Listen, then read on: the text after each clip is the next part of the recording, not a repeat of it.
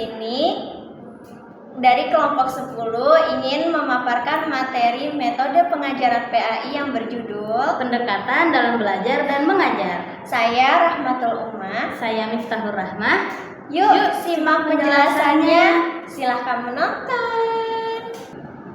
Di slide ini ada pengertian pendekatan dalam pembelajaran. Apa sih pendekatan dalam pembelajaran itu? Jadi teman-teman, pendekatan dalam pembelajaran itu adalah cara pandang atau dasar yang digunakan guru dalam merancang dan melaksanakan proses belajar mengajar. Nah, dengan pendekatan yang tepat, tujuan pembelajaran itu dapat tercapai dengan lebih efektif. Dalam proses belajar dan mengajar, seorang guru tidak hanya ditugaskan untuk menyampaikan materi, tapi juga harus mampu memilih cara yang tepat agar materi tersebut dapat diterima dengan baik oleh para peserta didik. Nah, jadi pemilihan pendekatan yang sesuai bisa membuat proses pembelajaran menjadi lebih efektif, terus juga bisa lebih menarik dan mampu memenuhi kebutuhan siswa yang beragam. Oleh karena itu, di sini aku akan menjelaskan jenis-jenis pendekatan dalam proses belajar dan juga mengajar. Nah, pendekatan yang pertama itu ada pendekatan individual. Pendekatan individual itu maksudnya adalah cara mengajar yang memperhatikan perbedaan setiap siswanya. Karena kita semua kan tahu siswa itu punya kemampuan, minat, bakat, dan cara belajar yang berbeda-beda.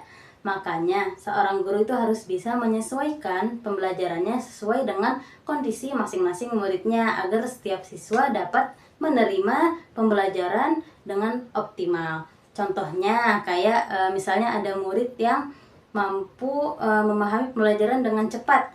Jadi guru bisa memberikan tugas tambahan. Sedangkan kalau ada siswa yang kesulitan dalam belajar, guru bisa memberikan bimbingan atau juga bisa memberikan penjelasan lebih lanjut. Nah, dengan pendekatan ini setiap siswa bisa mendapatkan kesempatan belajar dengan sesuai dengan kebutuhannya. Nah, yang kedua ada pendekatan kelompok. Nah, pendekatan ini caranya adalah dengan guru membagi siswanya ke dalam kelompok-kelompok kecil di kelas yang tujuannya untuk belajar bersama.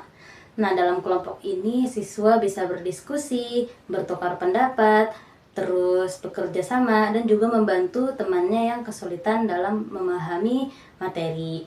Nah, selain untuk meningkatkan pemahaman materi, dengan pendekatan kelompok juga bisa meningkatkan skill komunikasi dan skill sosial siswa karena mereka jadi kerjasama, terus tanggung jawab dan menghargai perbedaan orang lain, menghargai perbedaan pendapat orang lain. Selanjutnya pendekatan yang ketiga yaitu pendekatan variatif. Nah, di sini guru bisa menggunakan berbagai cara atau metode mengajar agar proses pembelajaran jadi nggak bosan, jadi nggak monoton, dan siswa jadi lebih semangat dalam menjalankan belajar di kelasnya.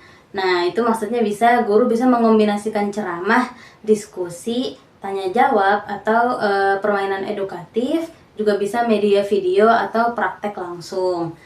Jadi dengan variasi tersebut, siswa bisa jadi lebih aktif, nggak mudah bosen, dan juga lebih mudah memahami materi yang sedang disampaikan. Nih, di sini contohnya itu kayak saat mengajarkan kisah Nabi dalam pembelajaran PAI, guru bisa menggunakan video animasi, permainan kuis, atau kegiatan cerita agar pembelajaran jadi lebih menarik. Selanjutnya yang terakhir ada pendekatan edukatif.